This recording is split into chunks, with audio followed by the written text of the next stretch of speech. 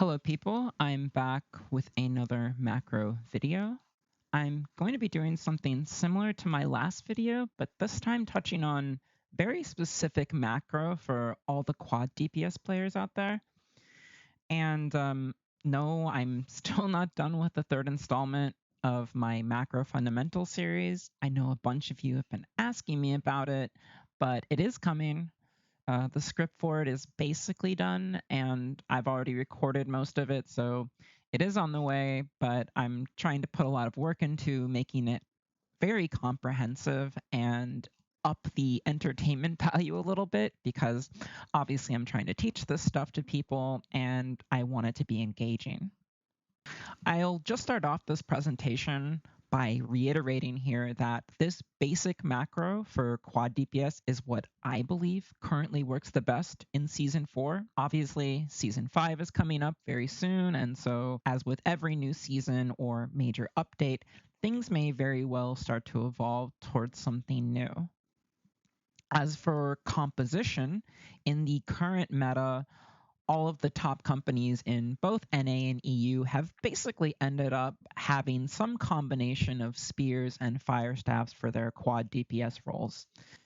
There are, of course, other options. Think back to Flamethrower and even further back to Blunderbuss. You might even see muskets these days in a quad DPS role. But spears and fire staffs have been found to be the most effective at this quad DPS role, at least for now. So let's jump into this. For the positional format of our quad DPS, we can always start with two basic fundamental setups. We're either stacking our quad DPS on one side of the point or having them split evenly between both. Of course, when we're in a split phase outside, as I've said for over a year now, positions do not exist. And so quad DPS players should play flexibly for value around the entire point as needed. For split phases during an attack, we can use the element of surprise to also swing one point fight or another in our favor. And on defense, we want to do our best as quad DPS to make sure we track where the enemy quads are at all times and match them accordingly. As for a 50v50, whatever format we end up using for the quad DPS players, the macro for them shouldn't really change. We also can consider whether or not we want all of these players in comms together, or perhaps in the comms of their groups, or split up together in pairs. For me, I lean towards all of the quad DPS being in the same comms with one another and no one else. I think if you evenly split them on both sides of point, they should be in duo comms together. If I were to put them in any other group comms, it would most likely be with one of our kill squads. So, for example, on our strong side, I might consider putting them in comms with the inner lane kill squad, since the macro for all of these players is nearly identical. But again, I lean towards them playing in their own separate comms as a 4+ player unit. So let's start with outside defense first. The easiest way to think about grounding your moment-to-moment decisions is to initially map out your priorities. All these priorities will constitute your default macro. Outside of your default macro, you may have specific assignments at different times or phases during the war. For example, maybe you will have your quad DPS play to swing a specific kill squad fight during an opener or on a reset. Whatever the case might be, once an assignment is done, you almost always want to go straight into your default macro. So what is our default macro in a 50v50 outside as quad DPS? Our first priority is to make sure we have inner lane control on the side that we've been assigned to. That means we are contesting main ball players and any other enemies from existing here for free. Our minimum level of control should probably start at the midline of the point, and from there it can extend to slightly above the top line of the point. For context, in past metas, we would continue to push this line up and around the point until we reached enemy healers, who we would then attempt to kill and bully out of this backline space. In a sense, we kind of had this wave of pressure that started from our bottom right quad and ended up at the furthest edge of our top left quad. And this is how you would create what some people refer to as a healer pocket. In the current meta, however, we know that the value of disrupting and killing healers has gone down substantially, and it's simply better to directly pressure the players that are being healed. And because the meta is substantially more Zerg-oriented, those players will predominantly be main ball players, point team, bruisers, VGs, etc. So we really don't have to extend our area of control much further than the top line of point. After we establish some interlane control, we immediately want to continue pressuring main ball players. It's not that it's bad to extend the control further, and perhaps if we have an easy opportunity to do so, we can try. It's just to say that because our main goal is really to be hitting these main ball players and sort of create these kind of strong edges on either side of point, we really don't want to distract ourselves further from that. And we need to use the control that we get in this inner lane space to make the enemy feel something, right? The control we have there can't just be for like having this nice space for us to play in. It also has to be for the sake of now it's not fun for our enemies to be playing here, right? Whatever space we control, that must translate to our enemy feeling pressure, which is proportional to that control. After we establish some inner lane control, we immediately want to continue pressuring main ball players, starting with those playing edges and working our way over from one side of the point to the other. Anytime this inner lane space becomes contested, we will revert back to establishing control here. So at bottom, we are just perpetually cycling through these two states of getting some control, and then we're trying to see like how much pressure we can actually build off of that control towards the main ball. Our third prio then will be dealing with anything trying to contest us from the outer lane. So here we're talking about outer lane enemy kill squads and generally any main ball enemies trying to wrap around into our backline. As a rule of thumb, the Quad DPS players should try to be the first to deal with these enemies and take the burden off of our kill squads having to deal with them. They just need to be careful not to tunnel vision in the process and lose sight of their main prio. It's important that every player in the raid generally are always careful about when to prio these players or ignore them.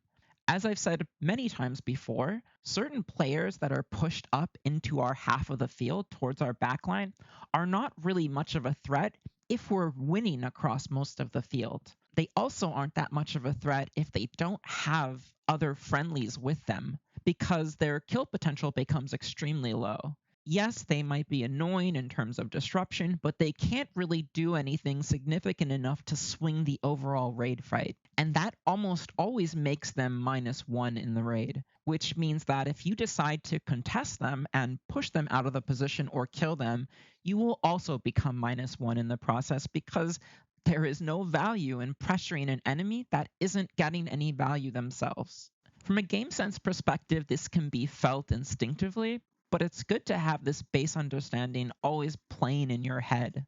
That is, your value as a player ultimately corresponds to the value you deny your enemy from getting. And so the better understanding you have of macro fundamentals and the macro of each position and role in any given meta, the less you will have to rely on your own game sense to make good decisions. And that means you're not only finding value quicker, but finding it more consistently. So at this point, we can go over macro for attack, but we don't really have to because the default macro is exactly the same whether you're attacking or defending. And so with that said, we can kind of just skip straight to the fort. Once again, we'll start with defense and consider the positional format of our Quad DPS to start off with. So as mentioned, we can stack our Quad DPS players on one side of the fort to create a strong side, or have them evenly split for both halves. Whichever you decide to go with, they will still be starting at and covering the exact same positions. As a baseline, we have our ranged on top of B-wall, so our fire staves, and our melee in the dirt, so our spears, both situated by a side gate. When the enemy first breaches, the goal of Quad DPS is to simply dog and kill the first people trying to enter. The spears will then follow the enemy to the point and continue to dog main ball players, The fire staffs will pay attention for when the enemy kill squads try to breach. They will then assist our kill squads on B wall in preventing them from getting up on B wall. They will help control this upper space. Then they, just like the spears, will insta-look to main ball and start bombing. If we are hard winning on one side of the fort, or whenever we gain some kind of significant advantage on either side, we should always be trying to carry that over to the other side. Otherwise, we're basically just having two separate wars. And that's it. If we reset the enemy, then we just rinse and repeat this process. Now, you might have some extra assignment as a Quad DPS player to do something like pressure players in B choke, but in my extremely humble opinion, that is just not as valuable as preventing main ball enemies from playing the game. I think the only time you are doing that is when you have gotten some kind of strong advantage on your side, and then you can flex off momentarily towards something else to add pressure or deal with people that aren't being pressured. And even if you're going to be hard assigned to pressuring B choke or any other position for that matter, you need to be constantly bouncing back and forth between doing that and pressuring main ball. It's also really important for you to realize that if you aren't moving to the space off some kind of main ball advantage, and you just commit to focusing this space or putting your body here for extended periods of time, it's not good enough to just do some disruption. For me, in my opinion, I think you have to actually kill players here to make it worth it. Because while you're focusing on this or existing in this space, the enemy Quad DPS are +1 or +2 or +3 in the main ball, dogging and bombing our bruisers and VGs and point team. And that's how I feel about side quests generally.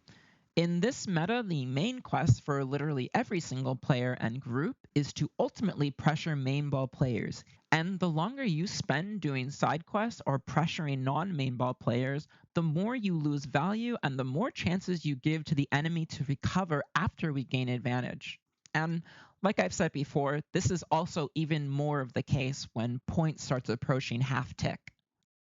Now, for Quad DPS players on attack, it's the exact same thing, but usually with less steps, because right now you will most likely have all of them entering through B gate. So the spears will breach, skip any kind of side quest that establishes control elsewhere in the fort, instantly go to point, and look to build early tick and dog main ball players. The fire staffs can try to exist in B choke and just start free casting on main ball, but if they find they're being pressured or killed too often to have strong, consistent value, they should look to push inside. I think in general, they should always be looking to push inside and sometimes do exactly what the enemy quad fire staffs are doing and go on top of B wall on initial breach, help our kill squads establish control, and then as always, look to main ball ASAP and start bombing. So again, not any different than defense, except you can maybe test to see what is more valuable for the fire staffs to do initially. Are we going to get more value out of them trying to go on top of B wall and establish some control there first with our kill squads? Or will it just be better for them to try and perma-pressure main ball from start to finish? I tend to lean towards perma-pressuring main ball, but there is definitely lots of merit to helping our kill squads on B wall, and sometimes it might even be necessary. So for me, this is the base or default macro for Quad DPS on both attack and defense, and beyond that, it's just about how well it's going to be executed. And that obviously is going to come down to individual player skill, but most importantly, coordination, which means things like having clear, concise comms, focus firing the same targets, etc.